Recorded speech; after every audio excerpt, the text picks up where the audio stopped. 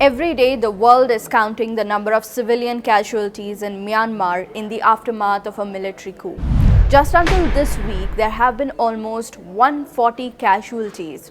Northeastern states in India has seen an influx of immigrants coming in from Myanmar, fleeing persecution from police officers, students and common people alike, seeking refuge from the merciless killings.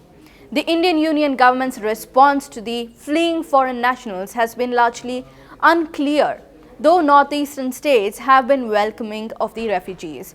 But on Tuesday, the Union government finally responded in Lok Sabha about the Myanmar refugee crisis and what it intends to do. I am Amrita, you are watching TV9 News. I will tell you about how India plans to grant asylum to fleeing Myanmar citizens.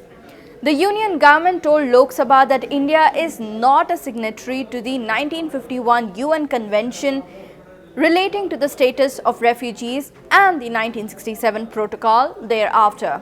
The signatories to the convention are obliged to protect those termed as refugees, mostly fleeing persecution in their home countries. The government also told Lok Sabha that India lacks a national policy on refugees.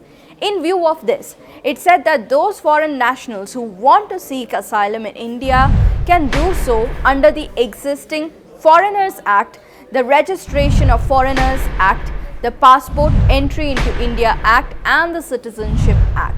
It also said that the situation will be handled as per the standard operating procedure issued in 2011, thereafter amended in 2019 for foreign nationals claiming to be refugees. But in practice, how do these laws work?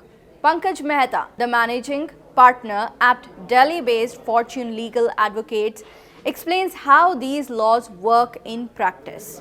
Now, how do they prove that whether they were facing persecution or not in their home country is only on the basis of the facts or the statistics given by the United Nations or other government bodies, which say that Hindus are being persecuted in these countries where minorities of other religion, other than the religion of that particular country, are being persecuted. Now, it has to be on the basis of how they are forced convert. There are instances of forced conversion. There are instances of they being marginalized by the majority society, or they have not been granted opportunities to work in their own countries, or they've been denied the basic human rights. So far as the Myanmar is, if you say that because of the coup which has happened in Myanmar, and they are being persecuted, now they have to show some relevant documents or some statistics figures that now that they are being persecuted. If they belong to particular region or community and they face threat to their life, they will say that we fear for the life, and then only the asylum or the refugee status will be granted to them by the government of India. So, may I also ask how the verification is done? The government of India, the verification is done by the Ministry of Home Affairs. They have the agencies. They also don't want these refugee status because when infiltrators come to India, they may belong to the government may also push it. So there are agencies like IB and RAW, and they verify it if their antecedents do have they have anything with regard to the government, or are they against the Indian government policies? Are they following it? Will those who are granted this visa be entitled to some sort of legal protection? They have access to the medical facilities, they have access to the education, and apart from that, India is also taking care of the boarding, lodging also.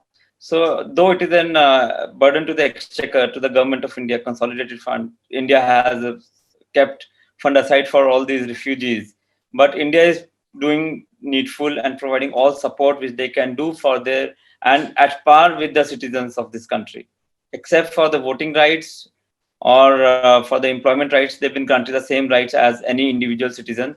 Even they have the right to approach to the courts in case any of their fundamental right is being breached. Pankaj Mehta says India is quite liberal in granting long-term visas to the persecuted, though the process itself is quite lengthy. According to reports, at least 383 Myanmar nationals have so far entered India fleeing persecution since late February. Myanmar refugee crisis also comes at a time when reports have surfaced about India detaining immigrant Rohingya Muslims illegally staying in Jammu. It needs to be seen how India will deal with not just the recent refugees from Myanmar, but also Rohingya Muslims who have already been residing in India illegally as a political crisis brews in its neighboring country. Thank you for watching this video. Don't forget to leave your thoughts on the Myanmar refugees in India. Also like, share and subscribe to TV9 News.